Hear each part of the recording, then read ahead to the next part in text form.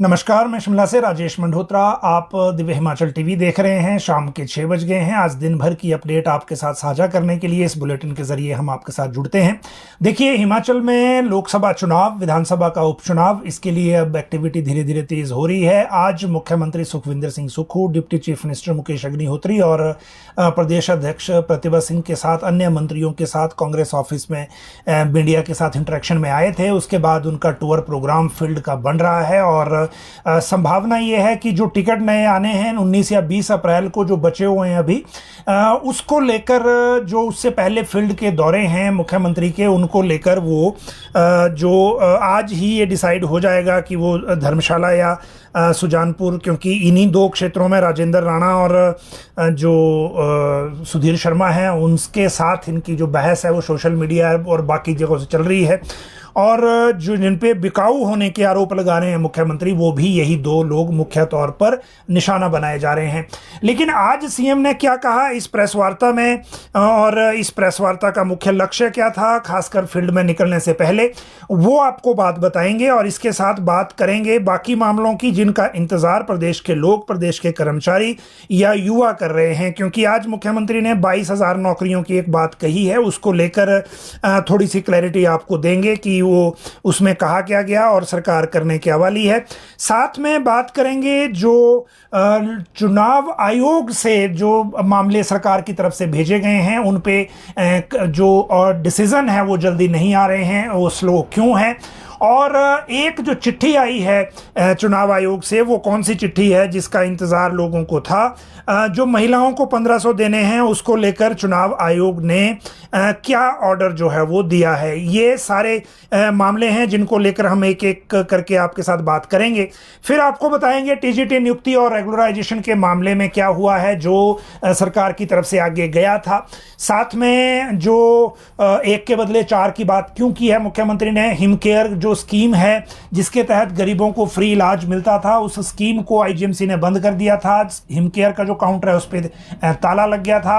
आज chief secretary को हम लोगों ने भी इसकी एक अपडेट दी है, क्योंकि 2-3 दिन से अखबार में तो छाप ही रहे हैं। और उसका जो एक रिप्लाई है जो आज हलचल हुई है उसकी बात करेंगे हिमकेयर को लेकर। कौल सिंह ने एक गजब टिप्पणी की है। देखिए, अनुभव इंसान को बहुत कुछ सिखाता है। और जो कंगना के खिलाफ कांग्रेस के बाकी लीडर, खासकर युवा वाले जो हैं, वो अग्रेसिव होकर रिप्लाई दे रहे थे, उसके कारण फिर पलटवार जो है उससे भी ज़्यादा एग्रेसिव और एक तरह से वो आ रहा था। तो उसके बीच में आज कौल सिंह ने बड़ी पते की बात कही है कंगना को लेकर, वो आपको बताएंगे। साथ में विक्रमादित्य सिंह ने आज क्या कहा है रामपुर से वापस आने के बाद, वो आपको बताएंगे, क्योंकि मंडी से ये कैंडिडेट हैं और मंडी की ऐसी सीट है जिसको अब पलक झपक के भी ऐसे बिना नोटिस किए नहीं छोड़ा जा सकता, जो स्थितियां अभी तक बन रही हैं। साथ में जो कंगना का पहला ट्राइबल दौरा शुरू हुआ है, देखिए भरमौर वो ऑन वे हैं। और जो जहां तक बात है इनकी, आज खजियार में वहाँ एक ट्रेडिशनल वो खरगोश जो उनके साथ फ़ोटो खिंचवाते हैं, वहाँ आज कंगना गई थी। वो एक मोमेंट है, उसकी बात करेंगे। चुनाव प्रचार के बीच में सबसे पहले बीजेपी हिमाचल में भी हेलीकॉप्टर से अब आना जाना शुरू कर दिया। आज अनुराग ठाकुर ने पहली राइड एक तरह से, क्योंकि वो बाकी राज्यों में भी स्टार प्रचारक हैं केंद्रीय मंत्री होने के नाते, और आज वो ले आए हैं। हालांकि अभी कांग्रेस के पास अभी भी चुनाव प्रचार के लिए हेलीकॉप्टर नहीं है। 45 डेज के आसपास का टाइम अभी है प्रचार में। बीजेपी का मिशन डैमेज कंट्रोल क्या है वो आपको बताएंगे। और कहाँ सुजानपुर की जो चिंगारी है बीजेपी की, वो क्यों संभल नहीं रही है, वो भी आपको बात बताएंगे। यूपीएससी का रिजल्ट आ गया है और इसमें हिमाचल के लिए कुछ अच्छी अच्छी खबरें आ रही हैं, क्योंकि अभी पता लगना है कि आगे इसमें क्या सारी चीज़ें रहेंगी, लेकिन ये रिजल्ट आ गया है। साथ में बात करेंगे मौसम की। जो लोग किसान भाई हैं और बागवान हैं, जिनको खासकर फसल की कटाई का टाइम आगे आ रहा है, अगले 4 दिन मौसम खराब है, इसीलिए अभी इंतज़ार करें और उसके बाद ही इस तरह का स्टेप लें, क्योंकि ये जो क्रम है मौसम का वो कल से वेस्टर्न डिस्टर्बेंस एक्टिव होगा और 4 दिन तक ये रहेगा, इसीलिए थोड़ा इंतज़ार कर लें और उसके बाद ही आगे इसमें बढ़ें। अब यूपीएससी के रिजल्ट की अगर हम बात करें तो यूपीएससी का जो रिजल्ट है वो आज घोषित हुआ है। 1016 कैंडिडेट क्वालिफाई घोषित किए गए हैं। इसमें आदित्य श्रीवास्तव जो हैं ये यूपी के रहने वाले हैं, अभिषेक प्रधान और दानरू अनन्या रेड्डी। ये तीन जो हैं वो फर्स्ट सेकंड थर्ड टॉपर हैं ऑल इंडिया के। हिमाचल के भी अलग अलग जगहों के जो बच्चे हैं वो टॉपर इसमें आए हैं, और टॉपर तो नहीं लेकिन मतलब क्वालिफाई किया है उन्होंने। और ये जो आगे चीज़ें हैं जो ये क्वालिफाई किया हुआ है, देखिए हमारे यहाँ वीडियो हैं यहाँ पे शिमला में।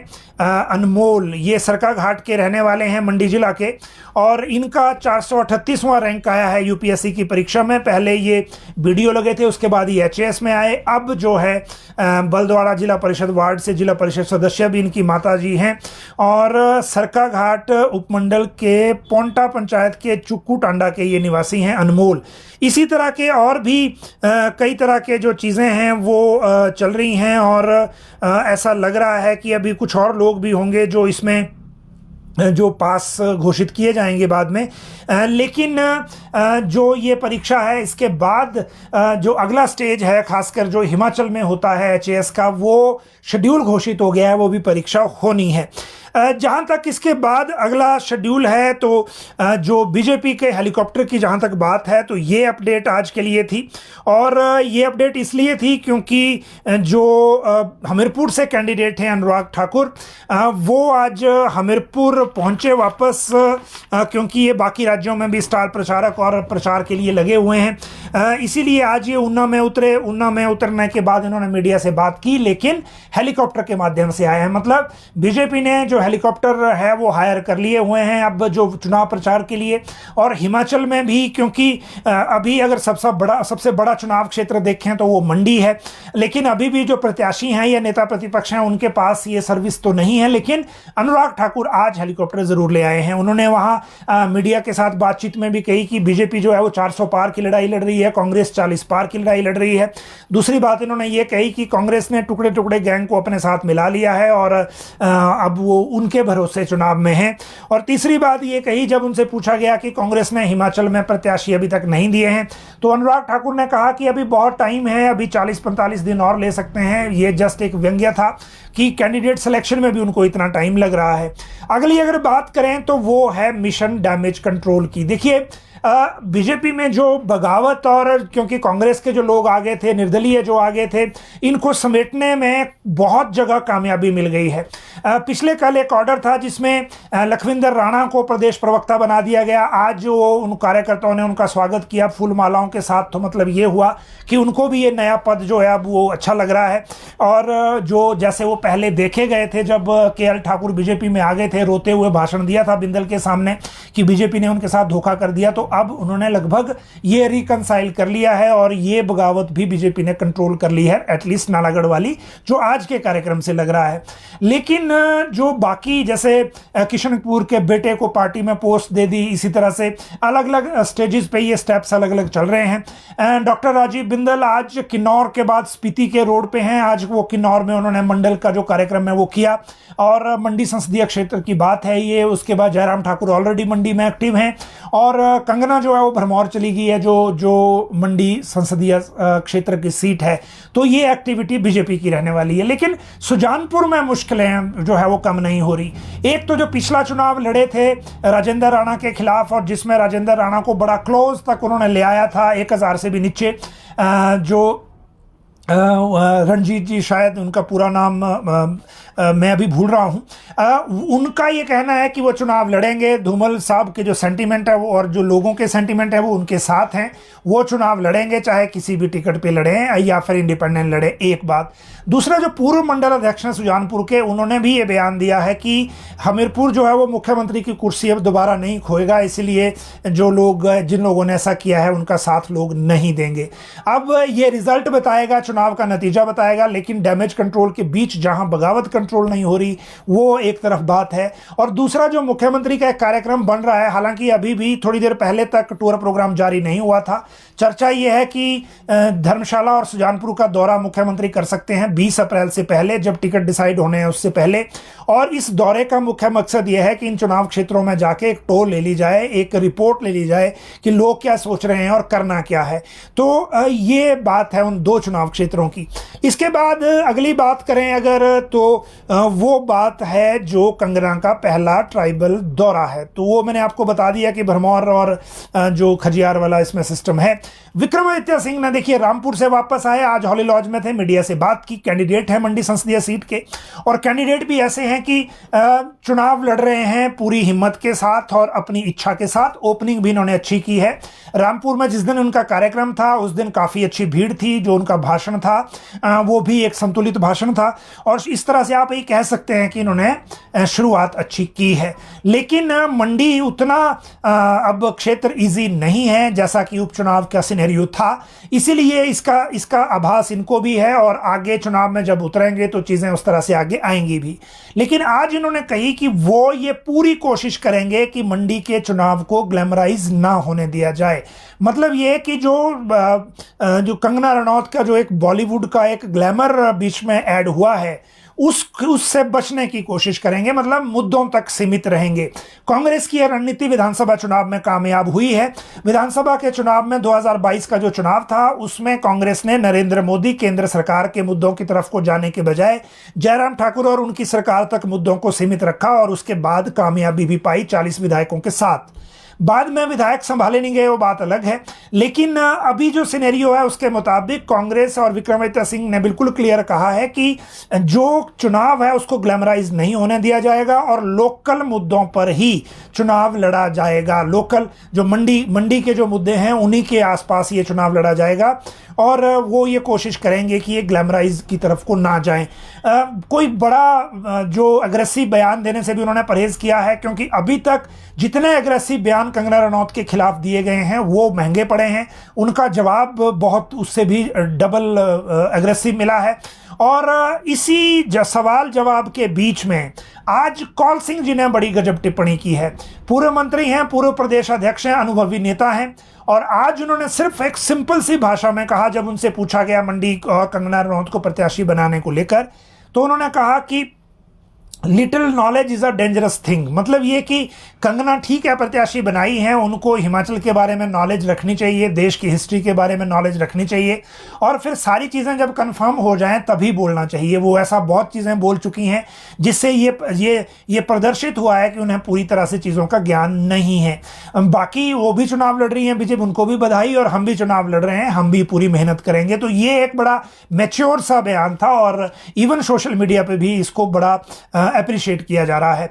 जहां तक बात है अदर देन ये पॉलिटिकल बयानों की, वैसे आगे मुख्यमंत्री की जो प्रेस कॉन्फ्रेंस है उसकी भी हम आगे बात करेंगे, लेकिन उससे पहले एक बात ये ले लें कि जो हिमकेयर को लेकर आज क्या एक्शन हुआ है। देखिए, हमने सबसे पहले आपको ये बताया था कि आईजीएमसी ने हिमकेयर के जो इलाज है वो बंद कर दिया है, क्योंकि पेंडेंसी बहुत हो गई है। प्राइवेट हॉस्पिटल पहले बंद कर चुके हैं, फील्ड के हॉस्पिटल कर नहीं रहे हैं, इसी कारण जो गरीबों का इलाज है वो रुक गया है। आईजीएमसी के हॉस्पिटल में 7 से 10 पेशेंट अभी ऐसे हैं जो एडमिट है, जो हिमकेयर के तहत इलाज करा रहे हैं, लेकिन उनके लिए भी संकट है। हालांकि अच्छी बात यह है कि कैंसर हॉस्पिटल में अभी इसका इंपैक्ट नहीं है। आज हमने जो एचओडी हैं उनके कैंसर हॉस्पिटल के, उनसे भी बात की, तो उन्होंने कहा कि अभी तक हमारे, क्योंकि आज भी बहुत सारा कीमोथेरेपी हुई है, तो अभी तक कैंसर के जो पेशेंट हैं उन पे ज़्यादा इंपैक्ट नहीं आया है। लेकिन आईजीएमसी में जो हिमकेयर का एक तरह से काउंटर है उसको बंद कर दिया गया था, इसी वजह से ताला लग गया था। 70 करोड़ के आसपास की पेंडेंसी आईजीएमसी का एडमिनिस्ट्रेशन बता रहा है। 3-4 बार चिट्ठी सरकार को लिख दी। एम सुधा देवी जो सेक्रेटरी हैं वो छुट्टी पर हैं, उनकी जगह सी पाल रासू को चार्ज है, आज वो भी छुट्टी पर हैं। आज क्योंकि चीफ सेक्रेटरी सचिवालय में थे तो हमने भी उनसे मुलाकात करके हिमकेयर को लेकर बात रखी, क्योंकि चुनाव का वक्त है, सरकार के पास भी जो अभी लिमिटेशन इस तरह की होती है कि अगर कोई पैसा भी रिलीज करना तो पहले इलेक्शन कमीशन से पूछो, और लेकिन एटलीस्ट मुख्य सचिव और सरकार के स्तर पर जानकारी प्रॉपर हो, इसीलिए ये मामला आज सीएस से हमने भी उठाया। तो उसके बाद उन्होंने फाइनेंस सेक्रेटरी और जो हेल्थ सेक्रेटरी हैं सी पाल रासू दोनों से बात की। फाइनेंस सेक्रेटरी को ये कहा गया है कि वो कुछ अरेंज करें कि किस तरह से आईजीएमसी का जो हिमकेयर और सभी जो बड़े अस्पताल हैं एटलीस्ट वहाँ हिमकेयर पूरी तरह ब्लॉक ना हो और उसमें काम शुरू हो। पिछला जो बजट बचा है चाहे उसी से काम शुरू किया जाए, डाइवर्जन करें, चाहे कोई और तरीका देखें। तो ये हो गई एक बात, लेकिन इसका इम्पैक्ट आएगा। अब कल भी सरकारी छुट्टी है, परसों पता चलेगा कि जो एडिशनल बजट है उसमें से कुछ पैसा है कि नहीं, और उससे ये काम किया जा सकता है कि नहीं। तो इसके लिए हमें थोड़ा सा इंतज़ार करना पड़ेगा, लेकिन सरकारी सिस्टम में एक हलचल ज़रूर हुई है, और ये पूरी तरह से जो हलचल है ये हिमकेयर को लेकर जो एक अव्यवस्था हो गई है, 300 करोड़ से ज़्यादा की पेंडेंसी है, और यही वजह है कि जो गरीबों को जो 5 लाख का फ्री इलाज मिलता है उस इलाज पर संकट आया है। अगली बात करेंगे 22,000 नौकरियों की, और मुख्यमंत्री ने आज ऐसा क्यों कहा कि एक के बदले 4। देखिए, आज चीफ मिनिस्टर ने ओकओवर में एक मीटिंग बुलाई थी, पहले कोऑर्डिनेशन कमेटी की आप कह सकते हैं इस मीटिंग को। जैसे इसमें जो उप मुख्यमंत्री हैं वो भी थे, प्रदेशाध्यक्ष वो भी थे, जो मंत्री हैं कैबिनेट के वो भी साथ में थे, कुछ एमएलएज को भी फीडबैक के लिए बुलाया गया था। सुबह सुबह ये चर्चा होती रही, और उसके बाद 3 बजे के आसपास प्रेस कॉन्फ्रेंस के लिए मुख्यमंत्री आए, और ये जो प्रेस कॉन्फ्रेंस है ये हुई पार्टी कार्यालय में, कांग्रेस पार्टी के कार्यालय में। वो हमने आपको लाइव दिखाई थी, इससे पहले आप इसका लिंक देख भी सकते हैं लाइव, उसको दोबारा से सुन भी सकते हैं। उस प्रेस वार्ता में मुख्यमंत्री ने पूरी तरह से ये हमला किया है, खासकर जो बीजेपी के ऊपर, और इन्होंने ये कहा कि इन्होंने एक राज्यसभा की सीट क्रॉस वोटिंग के जरिए चुराई है। अब प्रदेश के लोग 4 लोकसभा की सीटें इस एक चुराई हुई सीट के बदले सजा के तौर पर बीजेपी को हराएं और कांग्रेस को 4 सीटें दें। मतलब एक सीट जो हमने हारी है उसके बदले हमें 4 सीटें चाहिए। दूसरी बात इन्होंने ये कही कि 1 साल में हमने कई वादे पूरे किए हैं, चाहे वो स्टार्टअप योजना हो, चाहे वो 1500 देने का हो, चाहे वो ओल्ड पेंशन हो, और बीच में आपदा आ गई उसमें लोगों की मदद की, जबकि बीजेपी वहाँ से भी चली गई। और नेता प्रतिपक्ष से पूछा कि आप सरकार बनाने के दावे कर रहे हैं तो क्या चुराकर सरकार बनाओगे, पहले ये जवाब दें, ये भी बात बीच में कही। और ये कहा कि जो जनता का जो सेवक होता है वो बिकता नहीं, और जो बिकाऊ है वो जनता का सेवक नहीं हो सकता। इस तरह की कई बात। एक और नई बात कही है कि जो 1500 मिल रहा है महिलाओं को, वो 5 लाख पहले बोलते थे, इस बार बोला 9 लाख महिलाओं को मिलेगा। और वो कैसे मिलेगा, वो कहा कि कोड ऑफ कंडक्ट के बाद पिछले महीने का भी देंगे, जैसा वो पहले भी कह रहे हैं। लेकिन साथ में ये भी कहा कि बीजेपी ने इसको रुकवा दिया, हम तो देने वाले थे। जबकि उसके जो और भी कुछ चीज़ें इसके साथ और ऐड हुई हैं। इससे पहले मुख्यमंत्री ने एक और फैक्ट दिया कि 22,000 नौकरियों, 22,000 रोजगार के अवसर पैदा किए हैं। चेंज ये है कि पहले वो बीच में ये कह दिया था कि हमने 20,000 नौकरियां दे दी, या कुछ इस तरह की बात बीच में आ गई थी। आज ऐसा कुछ नहीं कहा, आज ये कहा कि 22,000 नौकरियों के अवसर पैदा किए हैं। 10,000 उसमें जेएसवी में, जल शक्ति विभाग में पैरा वर्कर हैं, 2,061 वन मित्र होंगे, 984 पटवारी होंगे, 100 जो एक्साइज में होंगे, 1200 पुलिस में होंगे, इस तरह की कुछ चीज़ें गिनाई भी। और ये कहा कि 817 के ज्वाइनिंग लेटर मिलने वाले हैं। हालांकि उसमें थोड़ा सा असली बात तो है वो कुछ और है, क्योंकि अभी कोड ऑफ कंडक्ट में वहाँ नीचे क्या होगा वो अलग बात है। और जो हमीरपुर चयन आयोग ने अभी डॉक्यूमेंटेशन, उनको चिट्ठी नहीं गई है, और जो डॉक्यूमेंटेशन करने के लिए उन्होंने कमेटियां बनाने के लिए सरकार को लेटर भेजा है। तो ये अभी एक्चुअल पोजीशन है जिसमें अभी इंतज़ार हो रहा है। ये चीज़ें हैं उनकी तरफ से कही गई। इससे पहले जो उप मुख्यमंत्री हैं मुकेश अग्निहोत्री, उन्होंने ये कहा कि जयराम ठाकुर की अब ये स्थिति हो गई है कि वो कंगना से ये कहलवा रहे हैं कि 4 जून को जयराम मुख्यमंत्री बनेंगे, जबकि दूर दूर तक कोई ऐसा आंकड़ा नहीं है कि बीजेपी सरकार में आ सकती है। कांग्रेस की सरकार स्थिर है, इसीलिए स्थिर सरकार को ही वोट दें ताकि जो बाकी गारंटियां हैं वो भी आगे पूरी की जा सकें, ये कहा मुकेश अग्निहोत्री ने। और ये भी कहा कि ओल्ड पेंशन हमने दी है, ये पूरी तरह से लागू रहे, इसको कोई बंद ना कर सके, इसके लिए इसका लीगल फॉर्मेट भी बनाएंगे। दूसरी बात ये कि जो प्रदेशाध्यक्ष हैं प्रतिभा सिंह, उन्होंने कहा कि बीजेपी जो है हमेशा गुमराह करने की कोशिश करती है, लेकिन हम प्रेजेंट सिचुएशन के हिसाब से विकास के मुद्दे पे चुनाव लड़ेंगे और इसको जीतेंगे भी। इस तरह की बातें आज तीनों ने कही है। हालांकि इस प्रेस कॉन्फ्रेंस में एक बड़े ही रॉन्ग रीजन के कारण एक नई चर्चा हो गई, और वो थी प्रेस कॉन्फ्रेंस में एक कुत्ते की वजह से। बेसिकली अभी आपने अगर देखा होगा तो बहुत सारे जो सोशल मीडिया में ये चीज़ें चल पड़ी हैं। धर्मशाला से जो पहले कांग्रेस के पूर्व मंत्री भी रही हैं सुधीर शर्मा, उन्होंने तो सोशल मीडिया पे लिख दिया कि इस तरह की इस घटना को, अब प्रेस वार्ता है, थोड़ी सी गंभीरता तो होनी चाहिए, क्योंकि अगर मीडिया वालों को बुलाया है और फिर आप अगले चुनाव में जा रहे हैं, चुनाव को लेकर अपना विज़न लोगों के सामने रख रहे हैं, और बीच में जो है वो इस तरह का इंसिडेंट हो जाए, और फिर इससे क्या होता है कि आपके विरोधियों को सवाल उठाने का मौका मिल जाता है, तो इससे बचना चाहिए था। जहां तक बात है बाकी मामलों की, तो अब चुनाव आयोग स्पेसिफिक बात करते हैं। और चुनाव आयोग स्पेसिफिक इसलिए क्योंकि बहुत सारे जो हमारे साथी हैं, बहुत सारे जो व्यूअर हैं, वो जो चुनाव आयोग और सरकार के बीच में चीज़ें चल रही हैं उनको लेकर इंटरेस्टेड हैं कि जो परमिशंस मांगी गई हैं टीजीटी की नियुक्ति की, क्योंकि रिजल्ट निकाल दिया है, नियुक्ति हुई नहीं है, तो वो कब मिलेगी। कर्मचारियों के रेगुलराइजेशन जिन्होंने 2 साल कॉन्ट्रैक्ट पूरा कर लिया है वो कैसे आगे रेगुलर होंगे, क्योंकि वो एलिजिबिलिटी उनके पास है, लेकिन क्या अब जून तक इंतजार करना पड़ेगा, क्योंकि उनको बैक डेट से सरकार रेगुलर नहीं करती, तो उनका सीनियरिटी में भी नुकसान है, बाकी फाइनेंशियल नुकसान तो है ही। और एक तीसरी जो इसमें बात है वो है कि 1500 को लेकर जो फैसला क्या हुआ है। देखिए, टीजीटी और रेगुलराइजेशन की अगर मैं बात करूं तो ये फाइल गई है इलेक्शन कमीशन को, और सचिवालय में अधिकांश अधिकारियों का ये कहना है कि अभी सिर्फ नीचे को चिट्ठियां जा ही रही हैं, चुनाव आयोग से क्लियर होकर ऊपर कुछ नहीं आ रहा। आज हमने हाईएस्ट लेवल पे पता किया, उसके बाद ये पता लगा कि सिर्फ 3 चिट्ठियों की अप्रूवल मिली है। उसमें एक 1500 वाली चिट्ठी है, 1500 महिलाओं को देने वाली, और 2 अन्य हैं जो ज़्यादा रेलिवेंट नहीं थी। तो ये अभी तक देखिए सिचुएशन है। दूसरी बात ये कि जो टीजीटी नियुक्ति की भेजी है वो अभी इलेक्शन कमीशन से वापस नहीं मिली है, ना ही सरकार की तरफ से कोई रिमाइंडर दिया गया है, क्योंकि बीच में छुट्टियों का बड़ा लंबा एक स्पेल था। आज वर्किंग डे था, कल रामनवमी की फिर से छुट्टी है, और फिर परसों से ये काम शुरू होगा। परसों से हम आपको ये अपडेट दे पाएंगे कि अगर सरकार ने दोबारा से मामला उठाना है या नहीं उठाना है। दूसरी तरफ बात है जो रेगुलराइजेशन की। रेगुलराइजेशन में तो हमने आपको सबसे पहले बताया था कि राज्य सरकार सिंगल परमिशन लेने जा रही है इस पूरे मामले में, और वो सिंगल परमिशन चीफ सेक्रेटरी की स्क्रीनिंग कमेटी के बाद आगे लेटर भेज दिया था। अभी तक वो सिंगल परमिशन को लेकर कुछ नहीं हुआ है, और सेम पोजीशन है कि इंतज़ार करने की ही बात है। और जब ये इंतज़ार पूरा होगा उसके बाद ही पता चलेगा कि वो किस तरह से चीज़ें जो हैं वो आगे चलेंगी और किस तरह से चीज़ों को आगे बढ़ाया जाएगा। अगली इसके बाद बात करें तो सबसे जो इम्पोर्टेंट बात है वो है एक ऑर्डर की, जो 1500 को लेकर एक ऑर्डर आया है उसकी, और एक है जो ये जो मैं आपको कह रहा हूँ ये 1500 वाला ही ऑर्डर है जो बात हो रही थी। 1500 पर जो चिट्ठी आई है उसमें क्या कहा गया है।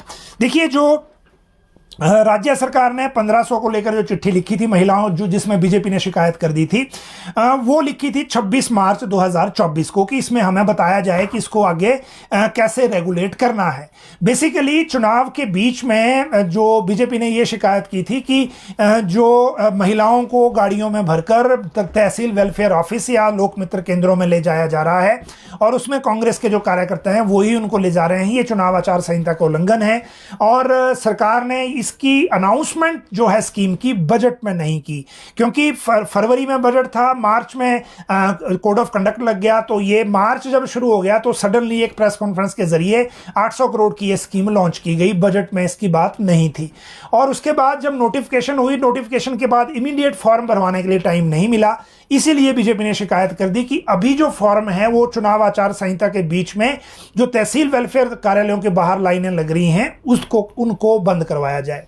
ये जो ई सोमसा डिपार्टमेंट है उसने ये कहा था कि फॉर्म आप लेते रहिए लेकिन इसको प्रोसेसिंग हम नहीं करेंगे। अब क्लैरिटी उसमें नहीं हुई थी लिखित में कुछ भी, हालांकि जो सोशल जस्टिस एम्पावरमेंट का एक ऑर्डर आ गया था, उन्होंने सभी डीसीज को कह दिया था कि आप नए फॉर्म ना लें। अब देखिए इसमें क्या हो गया कि I am directed to refer to your office letter number dated 26 March 2024 and to state that the commission has no objection to the proposal made therein from MCC angle model code of conduct angle subject to the condition that no new beneficiary may be selected during model code of conduct period। मतलब आप form ले सकते हैं लेकिन नया beneficiary उसमें add नहीं होगा, किसी को पेंशन लगेगी नहीं, मतलब वो फॉर्म प्रोसेस नहीं होगा, उस पर कोई फैसला नहीं होगा। No undue publicity should be made at any level, किसी भी स्तर पर इस स्कीम की पब्लिसिटी नहीं की जाएगी। Further apart from the existing beneficiaries of Lahaul Spiti no new beneficiary may be released the pension. Lahaul Spiti में भी जो नए बेनिफिशरी हैं उनको पेंशन रिलीज नहीं होगी। तो ये एक चिट्ठी आई है, ये एडिशनल चीफ इलेक्टोरल ऑफिसर है नीलम दुल्टा, उनकी तरफ से भेजी गई है। और इसके बाद फिर अब डिपार्टमेंट ने, ई सोमसा ने सभी डीसीज को आगे प्रोसेस करने के लिए ये चिट्ठी लिखी है। इससे ये लगता है कि आप 1500 का फॉर्म तो ले सकते हैं लेकिन उसको प्रोसेस नहीं किया जाएगा। आज वैसे मुख्यमंत्री ने भी एक नई बात कही जो प्रेस वार्ता में, कि आप महिलाओं को उन्होंने कहा कि आप 1500 का फॉर्म भरिए, अगर आपने सरकारी दफ्तर में नाम नहीं देना है तो एमएलए को दे दीजिए। तो एमएलए को दे पाएंगे नहीं दे पाएंगे चुनाव के बीच में, वो फिर एक अलग एस्पेक्ट है और फिर वो अलग तरह की लड़ाई है, वो फिर से मामला जाएगा चुनाव आयोग में। बेसिकली और भी कई तरह की दिक्कतें मॉडल कोड ऑफ कंडक्ट के कारण आ रही हैं, लेकिन चुनाव आयोग ने इस बार बहुत स्ट्रिक्ट जैसा सिस्टम रखा है। अब आगे इसमें कितना टाइम और लगेगा उसके लिए इंतजार करना पड़ेगा, लेकिन अभी तक जो बड़ी अपडेट्स हमारे सामने थी उसकी जानकारी हमने आपको दी। आप सब लोग लाइव जुड़े, बहुत बहुत शुक्रिया। अगर आपका कोई कमेंट है तो आप इसी कमेंट बॉक्स में करें। वैसे कल अवकाश का दिन है, अदरवाइज अगले 3 दिन फिर से जो वर्किंग डे है, तो उसमें जो आपके कमेंट्स होंगे उनको लेकर हम क्वेरीज अरेंज करने की कोशिश करेंगे। बहुत बहुत धन्यवाद।